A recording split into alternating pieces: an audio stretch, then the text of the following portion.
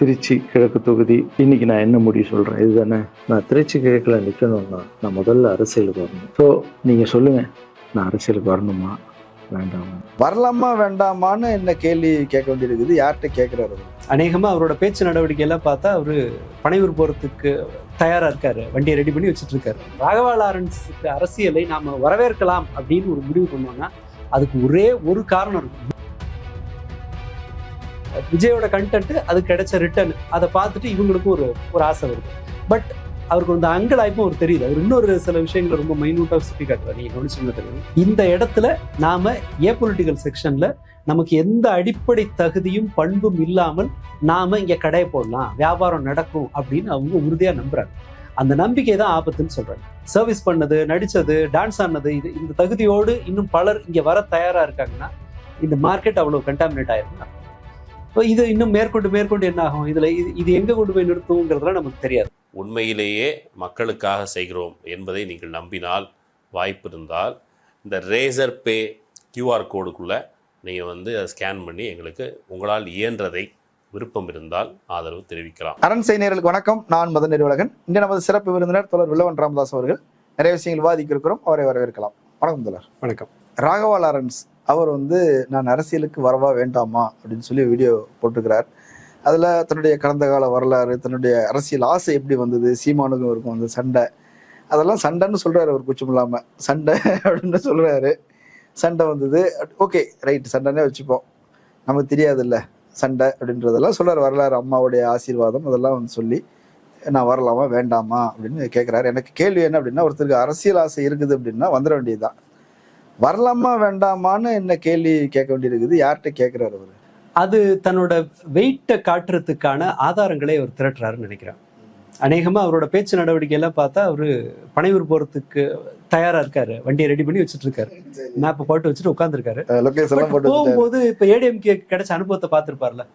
முன்னாள் அமைச்சர்கள் போய் நிற்கிறாங்க, கேட்டை திறக்கல, வாசல்ல 1 மணி நேரம் நின்று அடிச்சு பிடிச்சு உள்ள போனாங்க இல்லையா, பின்வாசல் வழியா சாரி பின்வாசல் வழியா போனாங்க இல்லையா. அதை பார்த்துட்டு கொஞ்சம் வெயிட்டா அந்த ஹீரோ என்ட்ரி மாதிரி இருக்கட்டும் அப்படின்னு அபிப்பிராயப்பட்டு, ஆக்சுவலி இடம் இருக்குது அமெரிக்க மாப்பிள்ளை ஏரியா இடம் தான் இருக்கு. ஏற்கனவே டிவிகேக்காரங்க அதை ஃபில் பண்ணிட்டாங்க. கொஞ்சம் வெயிட்டை ஏத்திட்டு உள்ள போலான்னு அவர் நினைக்க வாய்ப்பு இருக்கு. அதுக்கான நடவடிக்கை மாதிரி தான் தெரியுது. கதைகளையும் அதே மாதிரி தான் செட் பண்றாரு. அம்மா சென்டிமெண்ட், நான் 60 குழந்தைங்களை எவ்வளவு கஷ்டப்பட்டு நான் வளர்த்தேன், அந்த மாதிரி அந்த ரெஃபரன்ஸ் எடுத்துங்க. எல்லா வழிகளையும் தாங்கிக்கிட்டு அதே மாதிரி நான் 22 வருஷமா நான் வழியை தாங்குறேன், அந்த கண்டென்ட்டு. அம்மாவை ஏத்து பேசாத பிள்ளை, அம்மாவை மதிக்கிற பிள்ளை, ஊருக்கு உதவுற, சொந்த காசுல ஊருக்கு உதவுற பிள்ளை. இதுல எல்லாம் என்ன சொல்றாருன்னா, நான் விஜயை விட இதுல எல்லாம் நான் குவாலிஃபைடுன்னு காட்டுறாரு. அம்மாவை மதிக்கிறேன் பெட்டர், அப்பா மதிக்காத அவரை விட அம்மா குழந்தைகளை பாக்குறேன், நான் அவரை விட பெட்டரு அப்படின்னு. அண்ட் சில சிமிலாரிட்டிஸும் இருக்கு. அவரை விட சில சூப்பர் குவாலிட்டி அப்படின்னு. சூப்பர் குவாலிட்டியில ஒண்ணு, ஏன்ட்ட டான்ஸ் கத்துக்கிட்டோடனே சிஎமான பிறகு டான்ஸ் கத்து கொடுத்த நான் ஆகக்கூடாதா, ஒரு வந்துடக்கூடாதா, டான்ஸ் ஆடுறாருன்றதுனாலதானே நீங்க ஒரு முதலமைச்சர் ஆகிறீங்க. அது மாஸ்டர், நான் டான்ஸரை விட நான் மாஸ்டர் பாத்துங்க அப்படின்னு. சரி சொல்லாங்களே. எனக்கு கீழே இருக்கவங்க ஒரு கவுண்டமணி செந்தில் காமெடி ஒன்று வரும் இல்லையா, கமிஷனை எனக்கு ஜாஸ்தி கொடுங்க, ஏன்னா என் அசிஸ்டண்ட்டுக்கு என்னோட அதிகம் வாங்கிட்டானா எனக்கு ஊருக்குள்ள மரியாதை இருக்காதுங்கிற மாதிரி டான்ஸ் கற்றுக் கொடுத்தவன் நான் அப்படின்னு. சினிமாவில் ஒரு வரலாறு உண்டு. அவங்க இப்போ நாக்கு அறுத்துக்கிட்டு ஒரு படம் ஓடிச்சுன்னு வச்சுங்களேன், அதுக்கப்புறம் 45 படம் அப்படியே தான் வரும். நாக்கு அறுத்துக்குவான், மூக்கு அறுத்துக்குவான், காது அறுத்துக்குவான்.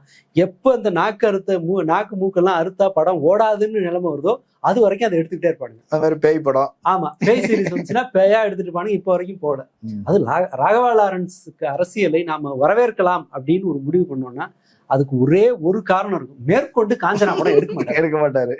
இது ஒளிஞ்சுதரா இத்தோட அப்படின்னு சொல்லிட்டு என்ன, அது இந்த இவனுக்கு தான் விளம்பரத்தை ஃபுல்லா பிள்ளைங்களை வச்சே பண்றானுங்கல்ல. இதுங்க போட்டு பிராண்டியா நம்ம சினிமா தியேட்டர்ல போய் பொழுது உட்கார்ந்து இருக்கிற மாதிரி இருக்கும். அது நம்ம தலையெடுத்தா இருக்கும். அதுல இருந்து ஒரு விடுதலை வரப்போகுது. ரைட், நம்ம முன்பு சொன்ன மாதிரி சீரியஸா சொன்னோம்னா யார் வரலாங்கிறது அது ஒரு பிரச்சனையே கிடையாது.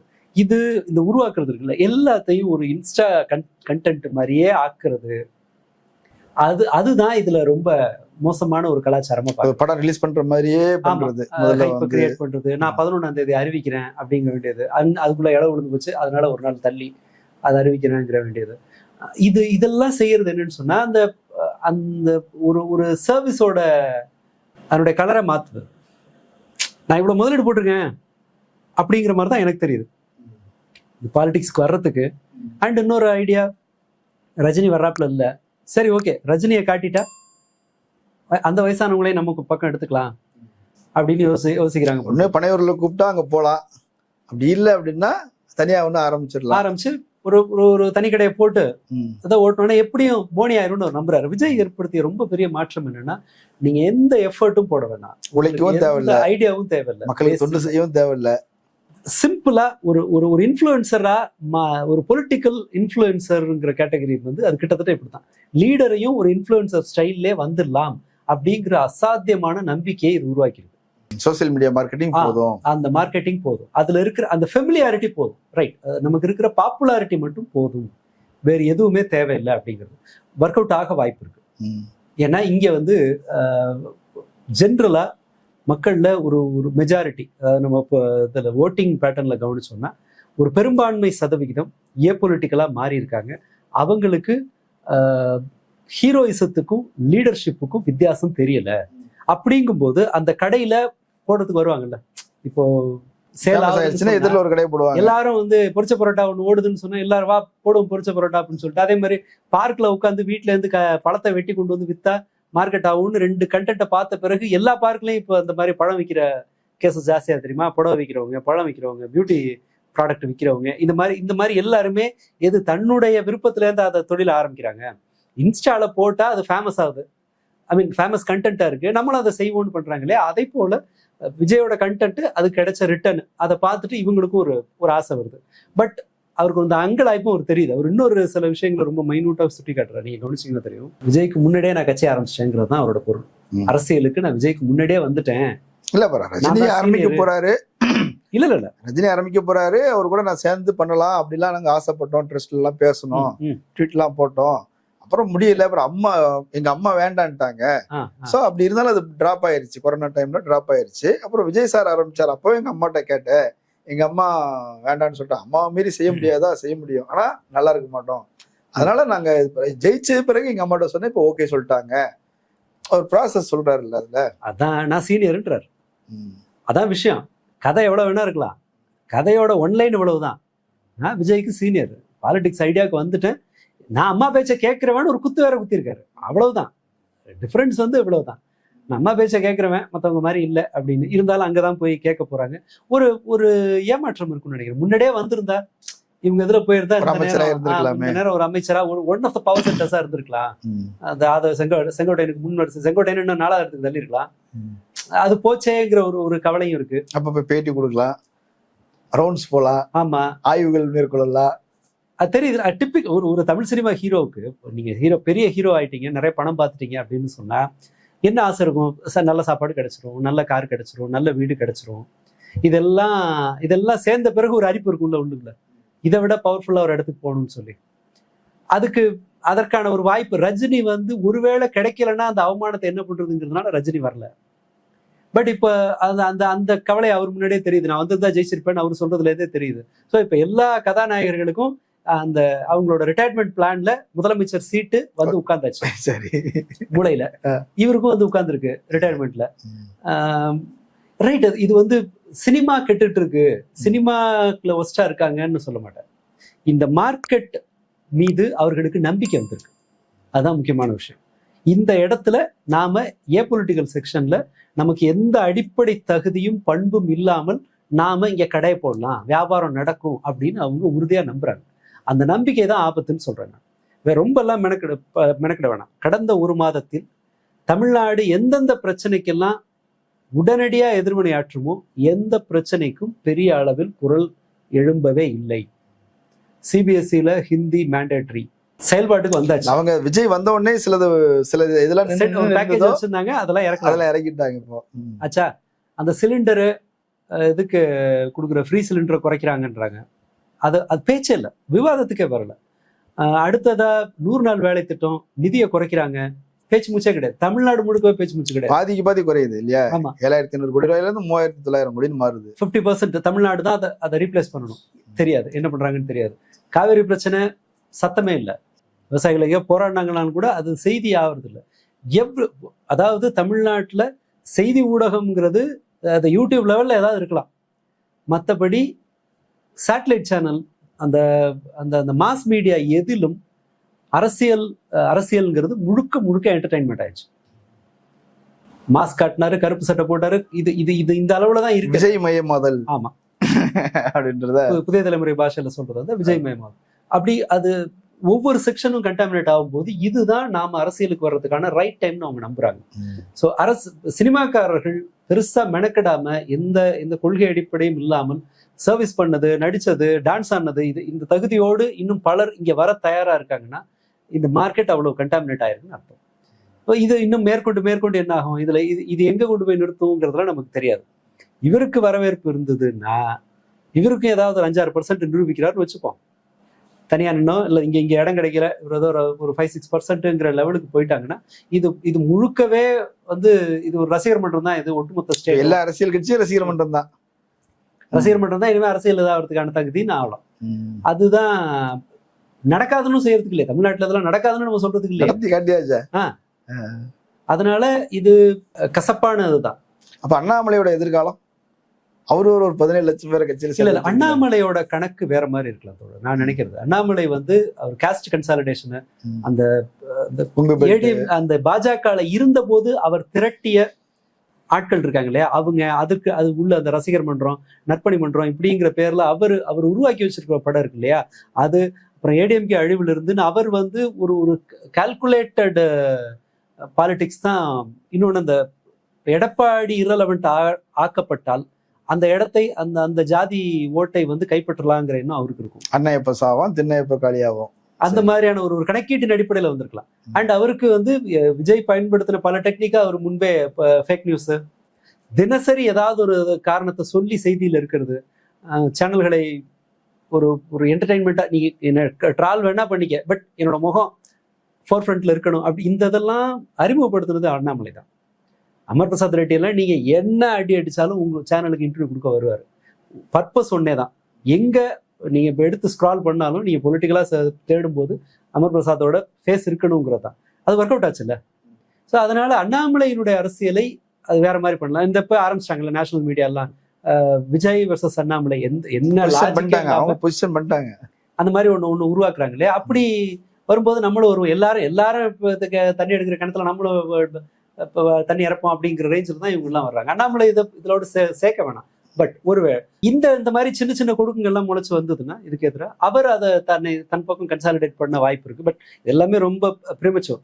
இவர் பேசியதுங்கிறதுல 2 லைன் தான். நான் விஜயா வரும்போது நான் வரக்கூடாதா அப்படிங்கிற எண்ணம், எதுவும் செய்யாத விஜய் வரும்போது செஞ்சு நான் வரக்கூடாதா அப்படிங்கிறதான் அது.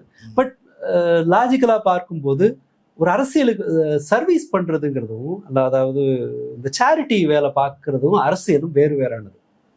அடிப்படையில் இதை ஒரு தகுதியா மக்கள் என்ன கமெண்ட் எல்லாம் கொஞ்சம் பார்த்தேன், அதை பார்க்கும்போது அப்படி தெரியுது. அதாவது சேரிட்டியும் அரசியலும், சேரிட்டி தான் ஒரு அரசியலுக்கான பாதைன்னு நினைச்சாங்கன்னா இந்த அரசியல் புரிதல் இன்னும் ஆபத்தானது. என்ன அதை சொல்லலாம், என்ன அது மாதிரி எதுவுமே செய்யாத ஒருத்தரே இப்ப வரும்போது இவர் வரக்கூடாதானே. பட் அடிப்படை நீங்க ஜென்ரலா பாத்தீங்கன்னு சொன்னா அதுவும் ஆபத்து தான் அப்படின்றத இப்ப நம்ம சமூக சேவைங்கிறது அரசியலுங்கிறது முற்றிலும் வெவ்வேறான விஷயம். அது நல்லதான்றதுனால அதற்கான தகுதியை ஆக்கக்கூடாது. அப்படி அதை ஒரு தகுதியா வச்சுட்டு வர்றாரு. சினிமாட்டிக்காவே இன்னொன்னு உள்ள வருதுங்கிறது தான் சோர்வடைய செய்யற மாதிரி இருக்கு. படம் மாதிரியே இது சீரியல் மாதிரி இருக்குன்னு வச்சுக்கலாம். இவரு கதை இருக்கு இல்லையா, விஜய் இது படம் மாதிரின்னு வச்சுக்கிட்டோம்னா குத்துப்பாட்டு, பஞ்ச் டைலாகு, சவால், வில்லனை உருவாக்குறது அப்படின்னு ஒரு படம் மாதிரி இருக்குன்னு சொன்னா, இவர் இந்த ஆரம்ப கால சீரியல் மாதிரி இருக்கு. தூர்தர்ஷன் காலத்துல சீரியல் இருக்கும் இல்லையா, அம்மா பாசம், கஷ்டம், இது சொன்ன பேச்சு கேட்கறது அப்படின்னு அவர் ஆரம்பிக்கிறாரு. அது அப்படியே நகர்ந்து லேட்டஸ்ட் சீரியல் மாதிரி வரும். அரசியலுக்கு முழுமையாக வந்து விட்டால் வெறுப்பு அரசியல்லாம் கிடையாது, இப்படிலாம் பேசலாம். விஜய் கூட சொன்னார்ல, எனக்கு சத்தம் போட்டு பேசலாம் தெரியாதுன்னு. அதுக்கப்புறம் கான்ஸ்டிபேஷன் வந்த மாதிரி தான் கத்தி பேசிட்டு இருந்தாரு. இது முழுக்க பிரச்சாரம் முழுக்க. பட் முதல்ல சொன்னது இப்படி இருக்குல்ல, இது ஆரம்ப கால சீரியல் மாதிரி இருக்கும். அடுத்தது இப்போ லேட்டஸ்ட் இப்போ புது சீரியல் மாதிரி தான் வந்துடும். இந்த பாய்சன் கொடுக்கறது, கிட்னாப் பண்றது, குழந்தைய ஒழிச்சு வைக்கிறதுங்கிற மாதிரி எல்லா கிரைமும் நடக்குது இல்லை சீரியல்ல. அதை போல இவரோட அரசியலும் வரலாம். என்னோட கணிப்பு, அவர் டிவி கேக்கு கதவை தட்டுறாரு, ஒரு கெத்தா போய் மரியாதையா ரிசீவ் பண்ணணும். சும்மா யாரோ வாட்ச்மேன் கிட்ட அவங்களா கூப்பிடணும்னு எதிர்பார்க்கிறார். இப்ப போற போக்குல பார்த்தா இப்ப புதுசா வர்றவங்களுக்கு வாட்ச்மேன் கையில உறுப்பினர் அட்டையை வாங்கிக்கிற மாதிரி நிலைமை வந்துடக்கூடாதுல்ல. இப்போ எலெக்ஷனுக்கு முன்னாடின்னா பிரச்சனை இல்லை, யாரு போனாலும் வாங்க வாங்க வாங்கன்னு மாலை மரியாதை போட்டு கூப்பிட்டுருப்பாங்க. இப்ப அவங்க ஆட்சி அதிகாரத்துல உட்கார்ந்தாச்சு, இப்ப அவங்களுக்கு எம்எல்ஏ தான் வேணும். ஆமா. அநேகமா இதுல யாரும் வந்து ஒரு 4-5 பேருக்கு மேல பனையூர் வீட்டு கூட போயிருக்க மாட்டாங்க இல்லையா? அவரோட நீலாங்கரை வீட்டு கூட போயிருக்க மாட்டாங்க. ஆமா, அந்த இது கூட இருக்கு. ஓகே, போயஸ் கார்டனை விட ஒரு மீண்டும் மீண்டும் சொல்றது, நான் நண்பன் நண்பன் நண்பன், ஆசை இருந்தது வரா இருந்தேன், எங்க அம்மாட்ட கேட்டேன் அப்படின்னு சொல்றாரு. சரி, இப்ப விஜய் அவர் கூப்பிடாம விட்டுட்டாரு, பெரும்பாலும் கூப்பிடுவாருன்னு தான் எனக்கு தோணுது. இப்ப அமைச்சர் பதவி கிடைக்காது, அவர் திருச்சி கிழக்குங்கிறத ஒண்ணு மென்ஷன் பண்றாரு. அதனாலதான் டிவிகேங்கிறதுக்கு ஆதாரமா அதான் வச்சுக்க வேண்டியது. திருச்சி கிழக்கு விஜய் பேரை சொல்லிட்டு அப்படியே உள்ள உட்காந்துடலாம், அப்படி போயிடலாம் அப்படின்றது அவருடைய எண்ணமா இருக்கும். இன்னொன்னு அவர் ஒண்ணு சொல்றாரு, தன்னுடைய அரசியல் அபிலாஷையை தூண்டி விட்டது சீமான் தான்ங்கிறது மாதிரி ஒண்ணு சொல்றாரு. சீமானாலதான் நான் ட்ரிகர் ஆயிட்டேன் அப்படின்ற மாதிரி சொல்றாரு. அப்படி சீமானோட ட்ரிகர் ஆகுற வரைக்கும் அப்படியான பிரச்சனை என்ன? இப்போ ரஜினியே ஒரு விமர்சிச்சுட்டாருன்றது ஒரு பெரிய அரசியல் ஆசைக்கான ஒரு விஷயமா? அது என்ன ஜல்லிக்கட்டு பிரச்சனை அதெல்லாம் சேர்ந்து சொல்றாரு. என்னதான் பண்ணிட்டாரு அவர் ஜல்லிக்கட்டுல? இல்ல அவரு அதாவது வந்து அவர் முன்னாடியே ஒரு டைலாக் சொல்லிட்டாருல, கடமை செய் பலனை எதிர்பார்க்காதான்னு. அதை ஜஸ்டிஃபை பண்றதுக்கு எப்பவுமே ஹீரோ பாட்டுக்கு அவன் பாட்டுக்கு போவான். இது சினிமான்னு இதுக்கு தான் சொல்றேன். அவன் பாட்டுக்கு ஒரு ஓரமா போவான். ரோட்ல இருக்க ரவுடி வந்து கூப்பிட்டு இழுத்து வச்சு அடிச்சு, இல்ல தங்கச்சியை கிண்டல் பண்ணி அதுக்கப்புறம் மரத்துல கட்டி வச்சு அடிச்சு அதுக்கப்புறம் ஹீரோ அப்பதான் ஹீரோக்கு வெயிட். அந்த பிரகாஷ் ராஜ் படத்துல இருக்கும்ல, ஒரு கான்ஸ்டபிள் என்ன அரெஸ்ட் பண்றதா, நான் கான்ஸ்டபிள்லாம் அடிச்சு தூக்கி போட்டு போய் ஐஜி முன்னாடி நிக்கிறேன், இனி என்ன அரெஸ்ட் பண்ணுங்கிற மாதிரி இந்த கதைக்கு அவர் என்னன்னா ஒரு சுவாரஸ்யம் கூட்ட விரும்புறாரு. நான் ஆசைப்படல, அது என்னை தேடி வந்ததுங்கிறது அதனுடைய பொருள்.